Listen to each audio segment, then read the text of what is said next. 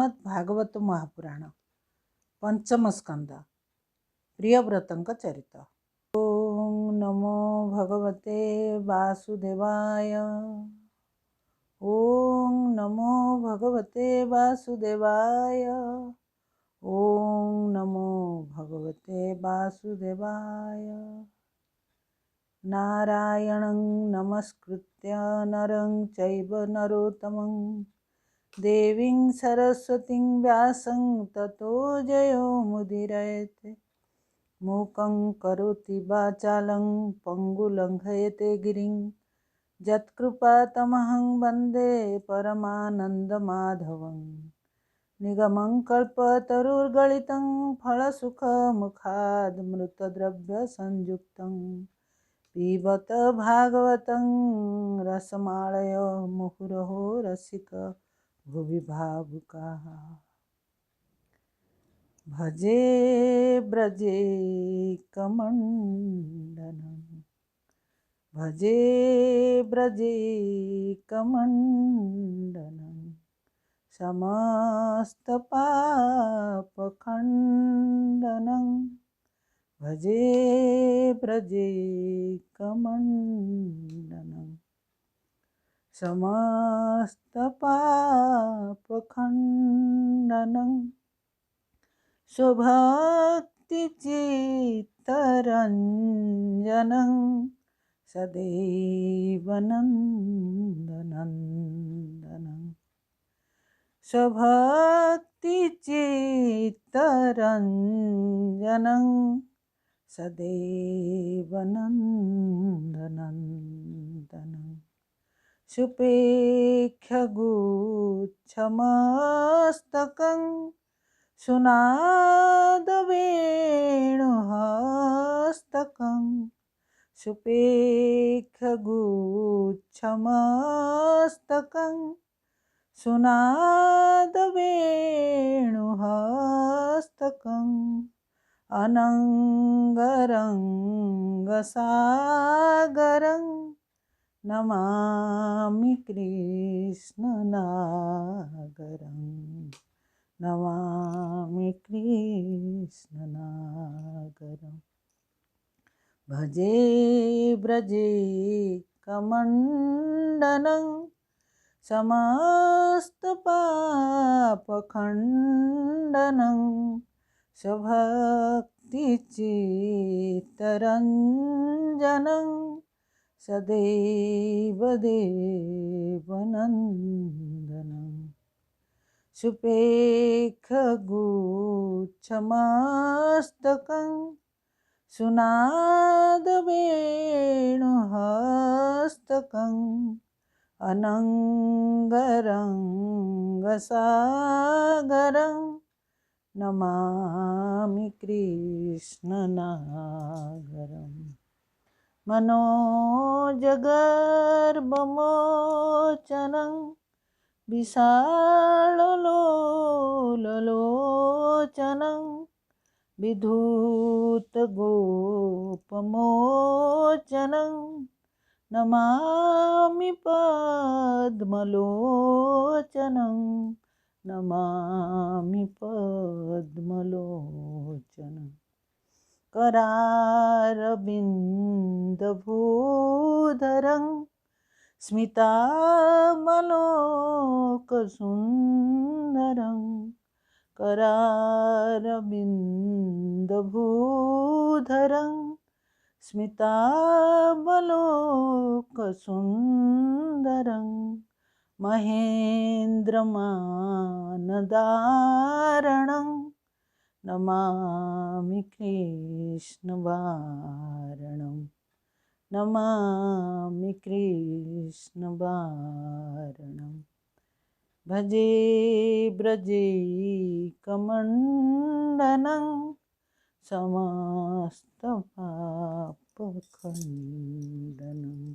नमस्कार बंधुगण, मोर श्रीमद् भागवत कथा को शुणुथिबा समस्त गुरुजन मानकु मोर सादर प्रणाम। मोर सांगसाथी तथा सान मानकु मोर स्नेह श्रद्धा और शुभकामना। आज मु आपण मानकु श्रीमद् भागवत महापुराणर पंचम स्कंदरे ପ୍ରିୟବ୍ରତଙ୍କ ଚରିତ ଶୁଣାଇବାକୁ ଯାଉଛି। ଶ୍ରୀ ଶୁକଦେବ ମୁନିଙ୍କୁ ରାଜା ପରୀକ୍ଷିତ ପଚାରିଲେ, ହେ ମୁନିବର, ମହାରାଜା ପ୍ରିୟବ୍ରତ ତ ବଡ଼ ଭଗବତ ଭକ୍ତ ଏବଂ ଆତ୍ମାରାମ ଥିଲେ। ତାଙ୍କର ଗୃହସ୍ଥ ଆଶ୍ରମ ପ୍ରତି କିପରି ରୁଚି ଆସିଗଲା? ଶ୍ରୀ ହରିଙ୍କ ଚରଣର ଶୀତଳ ଛାୟାରେ ଆଶ୍ରୟ ନେଇ ଯାହାଙ୍କର ଚିତ୍ତ ଶାନ୍ତ ହୋଇଯାଏ, ସେମାନେ ସ୍ତ୍ରୀ କୁଟୁମ୍ବାଦିରେ ଆସକ୍ତି ହୁଅନ୍ତି ନାହିଁ। କିନ୍ତୁ ମହାରାଜା ପ୍ରିୟବ୍ରତଙ୍କର ସ୍ତ୍ରୀ, ଘର, ପୁତ୍ରାଦିଙ୍କ ପ୍ରତି ଆସକ୍ତ ହୋଇ ମଧ୍ୟ ଭଗବାନ ଶ୍ରୀକୃଷ୍ଣଙ୍କ ପ୍ରତି ଅବିଚଳିତ ଭକ୍ତିଭାବ କିପରି ହୋଇଥିଲା, ତାହା ମୋତେ ଟିକେ ବୁଝାଇ କୁହନ୍ତୁ। ତାପରେ ଶ୍ରୀ ଶୁକଦେବ ମୁନି କହିଲେ, ହେ ରାଜନ, ତୁମେ ଠିକ୍ କହିଛ। ଯାହାଙ୍କ ଚିତ୍ତ ଥରେ ଭଗବାନ ଶ୍ରୀ ହରିଙ୍କ ଚରଣ କମଳରେ ଲାଗିଯାଏ, ସେମାନେ ଯେତେ ପ୍ରତିବନ୍ଧକ ଆସିଲେ ମଧ୍ୟ ଭଗବାନ ବାସୁଦେବଙ୍କ ପରମ କଲ୍ୟାଣମୟ ଚରିତ ଶ୍ରବଣ ରୂପୀ ମାର୍ଗକୁ ଛାଡ଼ି ନଥାନ୍ତି। କିନ୍ତୁ ରାଜକୁମାର ପ୍ରିୟବ୍ରତ ଏହି ଦୁଇଟି କାର୍ଯ୍ୟକୁ କିପରି ସୁଚାରୁ ରୂପେ କଲେ, ତାହା ମୁଁ କହୁଛି, ଶୁଣନ୍ତୁ।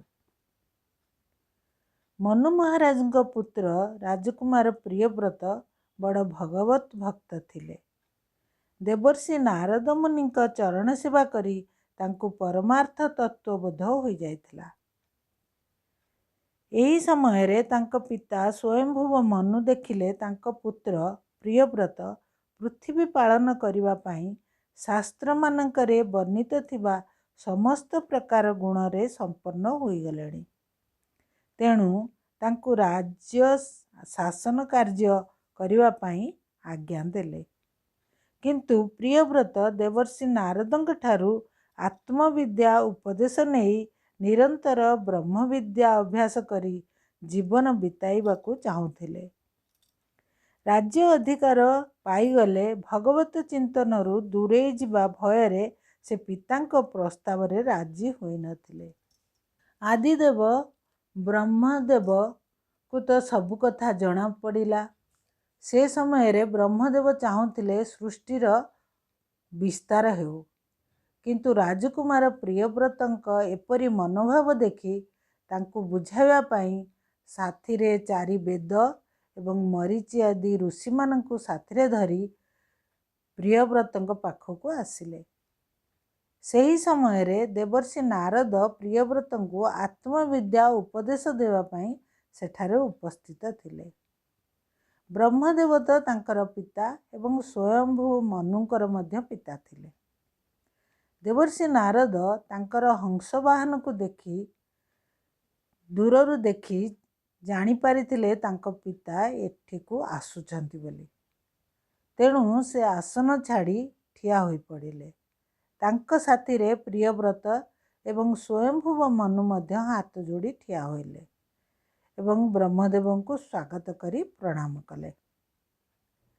ତାପରେ ତାଙ୍କୁ ଉଚ୍ଚ ଆସନ ଦେଇ ବସାଇ ପୂଜା କଲେ। ତାପରେ ବ୍ରହ୍ମଦେବ ପ୍ରିୟବ୍ରତଙ୍କୁ ଗୃହସ୍ଥ ଆଶ୍ରମରେ ରହି ଭଗବାନଙ୍କ କୃପା କିପରି ପ୍ରାପ୍ତି କରିବେ ସେ ବିଷୟ ବୁଝାଇ କହିଥିଲେ। ପ୍ରିୟବ୍ରତଙ୍କୁ ବ୍ରହ୍ମଦେବ କହିଲେ, ହେ ପୁତ୍ର, ମୁଁ ତୁମକୁ ସତ୍ୟ ସିଦ୍ଧାନ୍ତ ଶୁଣାଉଛି, ମନ ଦେଇ ଶୁଣ। ଶ୍ରୀ ହରି ହେଉଛନ୍ତି ଅପ୍ରମେୟ। ତାଙ୍କୁ କୌଣସି ପ୍ରକାର ଦୋଷ ଦୃଷ୍ଟିରେ ଦେଖିବା ଅନୁଚିତ। କେବଳ ତୁମେ ନୁହେଁ, ମୁଁ ମାନେ ବ୍ରହ୍ମଦେବ ଏବଂ ମହାଦେବ, ତୁମର ପିତା ସ୍ୱୟଂଭୁବ ମନୁ ଏବଂ ତୁମର ଗୁରୁ ଦେବର୍ଷି ନାରଦ ଶ୍ରୀ ହରିଙ୍କ ଆଜ୍ଞା ପାଳନ କରିବା ପାଇଁ ବାଧ୍ୟ ହେଉଛନ୍ତି। କୌଣସି ଦେହଧାରୀ ବିଦ୍ୟାବଳ, ତପୋବଳ, ବୁଦ୍ଧିବଳ, ଯୋଗବଳ, ଅର୍ଥବଳ ତଥା ଧର୍ମବଳରେ ସେହି ପ୍ରଭୁଙ୍କ ବିଧାନକୁ ଅମାନ୍ୟ କରିପାରିବେ ନାହିଁ। ହେ ପୁତ୍ର, ଯେଉଁ ପୁରୁଷମାନେ ଇନ୍ଦ୍ରିୟମାନଙ୍କୁ ଜୟ କରି ଆତ୍ମାରେ ରମଣ କରିଥାନ୍ତି, ଗୃହସ୍ଥ ଆଶ୍ରମ ତାଙ୍କର କୌଣସି କ୍ଷତି କରିପାରିବ ନାହିଁ। ସକଳ ଜୀବ ଜନ୍ମ, ମରଣ, ଶୋକ, ମୋହ, ଭୟ ଓ ସୁଖ ଦୁଃଖ ଭୋଗ କରିବା ପାଇଁ ତାଙ୍କରି ପ୍ରଦତ୍ତ ଏ ଶରୀର ଧାରଣ କରିଛନ୍ତି ଏବଂ ଦଉଡ଼ିରେ ବନ୍ଧା ଯାଇଥିବା ପଶୁ ଯେପରି ମନୁଷ୍ୟର ଇଚ୍ଛାରେ ବୋଝ ବୋହିଥାଏ, ଆମେମାନେ ମଧ୍ୟ ସେହି ପରମାତ୍ମାଙ୍କ ଇଚ୍ଛା ଅନୁସାରେ କର୍ମ କରିଥାନ୍ତି। ବର୍ତ୍ତମାନ ତୁମେ କମଳନୟନ ହରିଙ୍କର ଆଶ୍ରୟରେ ଷଡ଼ରିପୁଙ୍କୁ ଜୟ କରିସାରିଲଣି। ତଥାପି ସେହି ପୁରାଣ ପୁରୁଷଙ୍କ ପ୍ରଦତ୍ତ ରାଜ୍ୟ ଭୋଗ କର। ତାପରେ ନିଃସଙ୍ଗ ହୋଇ ନିଜର ଆତ୍ମସ୍ୱରୂପରେ ସ୍ଥିତ ହୋଇଯିବ। ତ୍ରିଲୋକର ଗୁରୁ ବ୍ରହ୍ମଦେବ ଏପରି ବୁଝାଇ କହିବାରୁ ପରମ ଭାଗବତ ପ୍ରିୟବ୍ରତ ଯଥା ଆଜ୍ଞା କହି ବ୍ରହ୍ମଦେବଙ୍କ ଆଦେଶକୁ ଆଦରପୂର୍ବକ ଶିରୋଧାର୍ଯ୍ୟ କଲେ। ତାହା ଦେଖି ତାଙ୍କ ପିତା ସ୍ୱୟଂଭୁବ ମନୁ ବହୁତ ପ୍ରସନ୍ନ ହୋଇଗଲେ। ବ୍ରହ୍ମଦେବଙ୍କ କୃପାରୁ ତାଙ୍କ ମନୋରଥ ପୂର୍ଣ୍ଣ ହେଲା। ତାପରେ ସେ ଦେବର୍ଷି ନାରଦଙ୍କ ଆଜ୍ଞା ନେଇ ପୁତ୍ର ପ୍ରିୟବ୍ରତଙ୍କୁ ସମଗ୍ର ଭୂମଣ୍ଡଳର ରକ୍ଷାଭାର ସମର୍ପି ଦେଲେ ଏବଂ ନିଜେ ଗୃହସ୍ଥ ଆଶ୍ରମରୁ ନିବୃତ୍ତ ହୋଇ ସନ୍ନ୍ୟାସ ଆଶ୍ରମକୁ ଆଶ୍ରୟ କରି ଚାଲିଗଲେ। ମହାରାଜା ପ୍ରିୟବ୍ରତ ଭଗବାନଙ୍କ ଇଚ୍ଛାରେ ଶାସନ କାର୍ଯ୍ୟରେ ଲାଗିଗଲେ। ଉପଯୁକ୍ତ ବୟସ ହେବାରୁ ବିଶ୍ୱକର୍ମାଙ୍କ କନ୍ୟା ବହିଷ୍ମତୀଙ୍କୁ ବିବାହ କଲେ। ତାପରେ ତାଙ୍କର 10 ଗୋଟି ପୁତ୍ର ସନ୍ତାନ ଓ ଗୋଟିଏ କନ୍ୟା ସନ୍ତାନ ହୋଇଥିଲେ। ସେହି ପୁତ୍ରମାନେ ପିତାଙ୍କ ପରି ସୁଶୀଳ, ଗୁଣବାନ, କର୍ମନିଷ୍ଠ, ପରାକ୍ରମୀ ତଥା ରୂପବାନ ଥିଲେ। ସେହି 10 ଜଣ ପୁତ୍ରଙ୍କ ମଧ୍ୟରୁ 3 ଜଣ ସନ୍ନ୍ୟାସ ଆଶ୍ରମକୁ ଗ୍ରହଣ କରିନେଲେ। ମହାରାଜା ପ୍ରିୟବ୍ରତଙ୍କର ଦ୍ୱିତୀୟ ପତ୍ନୀଙ୍କର ମଧ୍ୟ 3ଟି ପୁତ୍ର ହୋଇଥିଲେ। ଏହିପରି ଭାବରେ ମହାରାଜା ପ୍ରିୟବ୍ରତ ପତ୍ନୀ ଏବଂ ପୁତ୍ର କନ୍ୟାମାନଙ୍କ ସହିତ ଗୃହସ୍ଥ ଆଶ୍ରମକୁ ସୁଚାରୁ ରୂପରେ ପାଳନ କରି ଚାଲିଥିଲେ। ଥରେ ରାଜା ପ୍ରିୟବ୍ରତ ଦେଖିଲେ ସୂର୍ଯ୍ୟ ଭଗବାନ ସୁମେରୁ ପର୍ବତ ଠାରୁ ଲୋକାଲୋକ ପର୍ଯ୍ୟନ୍ତ ଅତିକ୍ରମ କରି ଯେତିକି ଆଲୋକ ପ୍ରଦାନ କରୁଛନ୍ତି, ତାହାଦ୍ୱାରା ପୃଥିବୀର ଅଧା ଅଂଶ ହିଁ ଆଲୋକିତ ହେଉଛି। ଆର ଅଧା ସମ୍ପୂର୍ଣ୍ଣ ଅନ୍ଧକାର ବା ରାତି ହୋଇ ରହିଯାଉଛି। ପ୍ରିୟବ୍ରତଙ୍କୁ ଏହି ବ୍ୟବସ୍ଥା ଭଲ ଲାଗିନଥିଲା। ତେଣୁ ସେ ସଂକଳ୍ପ କଲେ, ଯେଉଁ ଜାଗାରେ ଖାଲି ଦିବସ ରହୁଛି ସେଠି ରାତି ମଧ୍ୟ ହେବ ଏବଂ ଯେଉଁ ଅଂଶରେ ରାତି ହୋଇ ରହୁଛି ସେଠାରେ ଦିବସ ମଧ୍ୟ ହେବ। ସେ ତ ଭଗବାନଙ୍କ ଉପାସନା କରି ଅଲୌକିକ ପ୍ରଭାବର ଅଧିକାରୀ ହୋଇପାରିଥିଲେ। ତେଣୁ ସେ ସଂକଳ୍ପ କରି ସୂର୍ଯ୍ୟଙ୍କ ରଥ ପରି ଏକ ବେଗବାନ ଜ୍ୟୋତିର୍ମୟ ରଥ ନିର୍ମାଣ କରାଇଲେ ଏବଂ ସେଥିରେ ବସି ସୂର୍ଯ୍ୟଙ୍କ ରଥର ପଛେ ପଛେ ନିଜ ରଥକୁ ଚଲାଇ ପୃଥିବୀକୁ 7 ଥର ପରିକ୍ରମା କଲେ। ତା ଫଳରେ ସୂର୍ଯ୍ୟଦେବ ପୃଥିବୀର ସମସ୍ତ ଜାଗାକୁ ଆଲୋକିତ ଓ ଅନ୍ଧକାର କଲେ। 7 ଥର ପରିକ୍ରମା କଲା ବେଳେ ତାଙ୍କର ରଥର ଚକରେ ଯେଉଁ ଗୋହିରୀ ହୋଇଗଲା, ସେ ସବୁ 7ଟି ଜଳରାଶି ବା ସମୁଦ୍ରରେ ପରିଣତ ହୋଇଯାଇଥିଲା। 7 ଗୋଟି ସମୁଦ୍ର ହେଲା ଫଳରେ ପୃଥିବୀ 7 ଭାଗରେ ବିଭକ୍ତ ହୋଇ 7ଟି ଭୂଖଣ୍ଡରେ ବିଭକ୍ତ ହୋଇଗଲା।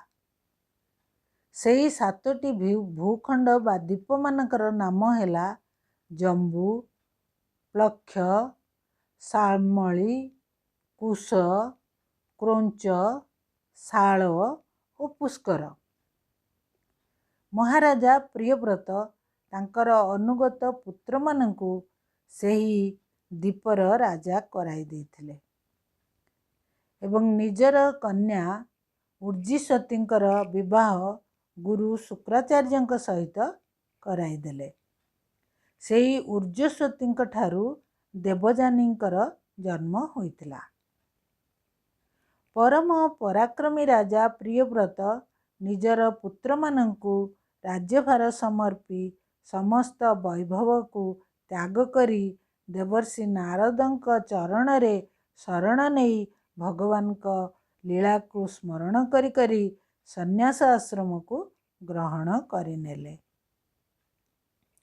ରାଜା ପ୍ରିୟବ୍ରତ ପୃଥିବୀର ବିଭାଗ କରି ଯେଉଁ କର୍ମ କରିଗଲେ ତାହା କେବଳ ସର୍ବଶକ୍ତିମାନ ଭଗବାନଙ୍କ ବ୍ୟତୀତ ଆଉ କେହି କରିପାରିନଥାନ୍ତେ। ପ୍ରାଣୀମାନେ ନିର୍ବିକାରରେ ଚଳିବା ପାଇଁ ସେହି 7 ସମୁଦ୍ର ତଥା 7 ଦ୍ୱୀପରେ ଅଲଗା ଅଲଗା ନଦୀ, ନାଳ, ପର୍ବତ, ବନ ଆଦିର ସୀମା ମଧ୍ୟ ନିର୍ଦ୍ଧାରଣ କରିଦେଇଥିଲେ। ଏହା ଥିଲା ସ୍ୱୟଂଭୁବ ମନୁ ମହାରାଜଙ୍କ ପୁତ୍ର ପ୍ରିୟବ୍ରତଙ୍କ ଚରିତ।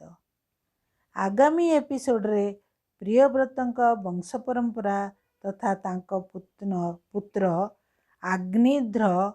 ଆଗ୍ନିଧ୍ରଙ୍କ ପୁତ୍ର ଭରତଙ୍କ ଉପାଖ୍ୟାନ ଶୁଣାଇବି। ଆଜି ପାଇଁ ଏତିକି। ନମସ୍କାର।